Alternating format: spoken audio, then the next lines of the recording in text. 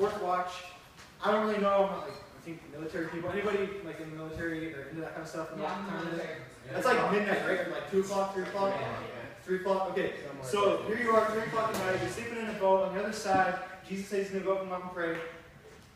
And it's like the most random event. A dude walking on water at that time of night. Like, what else? Like, I mean, I would think I'd be dreaming, but this actually happened.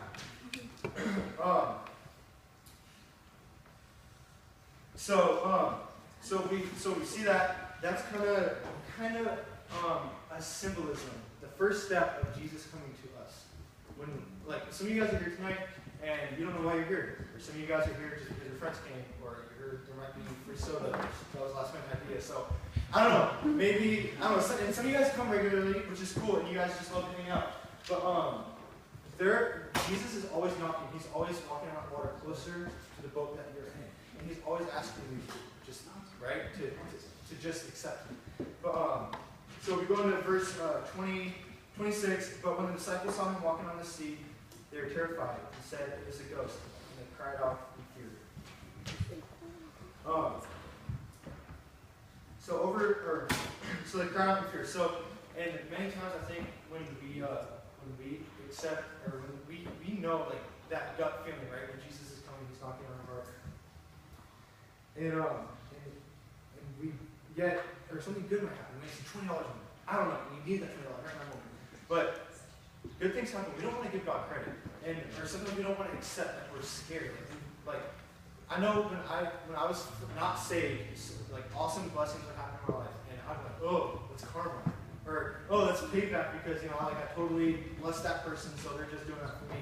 We think we have to pay things back. Sometimes we need to understand that it's Jesus that is blessing us, and if we continue verse 27. But immediately Jesus spoke to them, saying, "Take heart, it is I. Do not be afraid." And that is such a big thing. If you read the New Testament, throughout the New Testament, over 300 times Jesus said, "Take heart, do not be afraid." And I just love that because it's like love, right? When Jesus comes, he didn't just come. He didn't start shouting or whatever or making a big scene. He calmly said, "Take heart, it is I. Do not be afraid." And if we look in Joshua verse 1:9, we don't have to turn there, but it's the same concept. He says, "Have I not commanded you? Be strong and courageous. Do not be frightened. Do not be dismayed, for the Lord God is with you. For the Lord God is with you wherever you go." So as we continue reading, just keep that in mind. Why is it such a big concept that Jesus wants us to be afraid? He didn't say over 300 times, "Be great." I haven't counted these, but I'm sure he hasn't said over 300 times, "Be courageous." Go out there and fight. Even though he does command us to do things, that's the most repeated statement, is do not be afraid. So, verse 28. And Peter answered him, "Lord, if it is you, command me to come to you on the water." And he said, "Come." Pause there and just think about that. He's kind of like calling Jesus out. And if you see a guy like walking on water, like, just like, I don't know what a guy's like. I don't even think I'd have the guts to speak. But some of us, we're in a place where we kind of want to challenge God, and that's good. Word says, "Don't put the Lord God to your test," but it also says, "Ask and you shall receive." We go to Matthew 7:7, so like 7 chapters back. In that passage, it talks about knocking, and ask and it will be given to you, and you will find. Knock and it will be open to you. For everyone who asks receives, and the one who seeks finds, and to the one who knocks it will be open. Or which one of you, if his son asks him for bread, will give him a stone, or if he asks for fish, will you give him a serpent?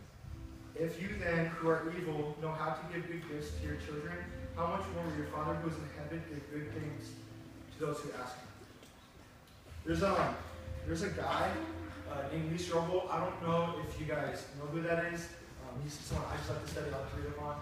But he was on a journey to go. He was a journalist. He's like high credentials, right? And he's on a journey to disprove God. He was an atheist. And in that journey, when you continue to knock and seek, and he was knocking for the wrong reasons. He wanted to prove that God was dead. I don't know if you guys seen that movie. You guys not dead. Check it out. Anyways, great movie. So anyways, so he was on a journey and he found Jesus. Now he's like preaching to like, well, he came to the rock and he preached. And that is like a great example of what Peter did. He called Jesus out, Lord, it is you, command me to come to you. And some of us too are in the same place. Some of us are Peter. And we're kind of just like sitting around like waiting for Jesus. Sometimes he's knocking on our hearts, but sometimes we need to ask him to be more real. We're like, Timothy or Thomas wanted to see his holes in his hands, right? When Jesus came back from the dead. You want that kind of proof? Ask Jesus for it. He's not going to keep it from you. He will make himself as real as you are. But the question is, are you going to say he's a ghost? Are you going to say, oh, Jesus, like, that's not you? Like, because then that's on you. You're going to be held accountable one day for whether you have accepted the gospel or not. Even in my life, in my testimony, I got saved in 7th grade. And all through that, like, we had people reaching out to me, teachers, like, I always thought teachers hated me. Who knew that they could actually be in this for the kids? Anyways, so my teachers, and even my stepmom, she was on the same page. She was like in this new age stuff, and she wanted me to journey to find Jesus. So anyways, to this group of Michigan. So, and that's kind of, I've experienced that too in my life, and that's something I hope that is drawn out of this, is when he's called Jesus out and he said, come, and he just said one word, he's not going to force himself on you. Jesus will tell you that, come. I've made myself, I'm here, I'm right next to the boat. Like, you can touch me. And what are you going to do about it? You're going to listen to that one more come? It's not, like I said, he's not going to force himself on you. So anyways, we keep reading.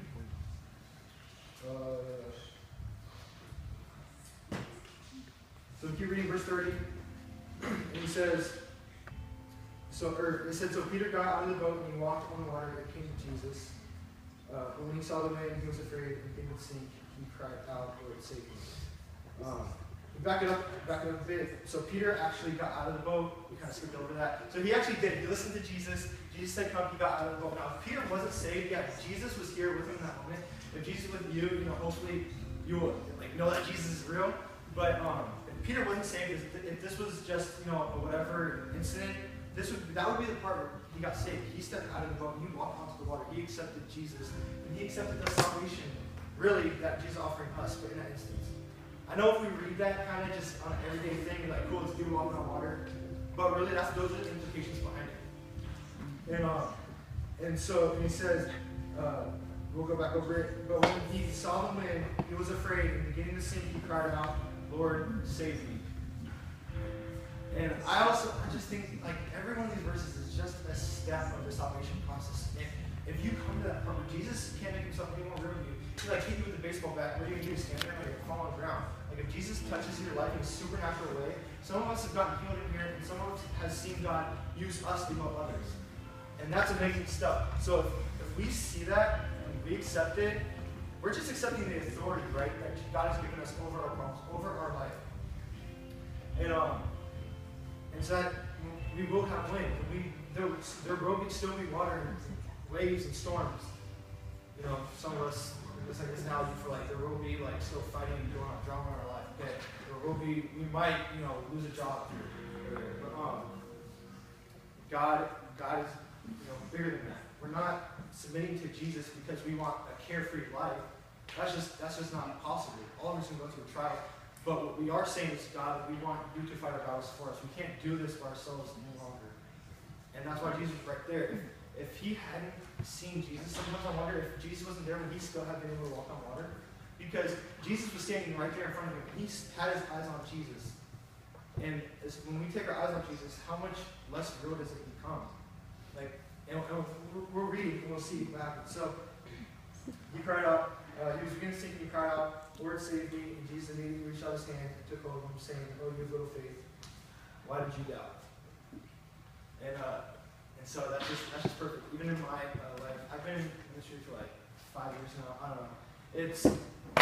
It's different. It's fun because you're walking with Jesus, but I still encounter the same problems too. And there are times when I'm sinking, and it's awesome to know that Jesus, now that I'm on his team, right? Now that I'm riding with Jesus, he's the one controlling the car. And he determines whether I sink or not. So why should I have faith? Why should I doubt whether Jesus is going to save me or not? It's up to him anyways. It's his car. It's his water. It's his boat. And I'm the one that's keeping my eyes on Jesus, so I need to just focus on that and not worry about the storm and those that are going to come. It's already promised to come. The only thing Jesus promises us is peace and rest when they do come. So we continue. Jesus immediately reached out his hand and took hold of him, saying, "Oh, your little faith, why did you doubt?" And then he says, "And when they got into the boat, the wind ceased. And those in the boat worshiped him, saying, 'Truly, you are the Son of God.'" So, think about that too. There's a lot to think about. Sam, think about a lot, but it's because there's so much in these verses. And there's so much in this word. When they got back into the boat, when they decided to Peter, when he decided to put his eyes back on Jesus, all of a sudden, boom, they got back in the boat. Everything's fine. The wind ceased, and that's us too. Some of us we do fall away. We accept Jesus, right? Some of us, we come to the altar call up here, we ask for prayer, and then, yes, like tomorrow it starts, and I'm going to not cuss, not look at pornography, not do drugs, not swim at my girlfriend's house, and I'm going to be super holy, and it doesn't happen. The only reason, Jesus said he'll be with us, but we walk away, right? And we need to come back sometimes. We're not going to be perfect, but we need to remember to come back and to ask Jesus to forgive us. To ask Jesus to forgive us because we're doubting, because we started seeking the Lord. And so that's kind of like my encouragement for you guys tonight. That's kind of like the word I had.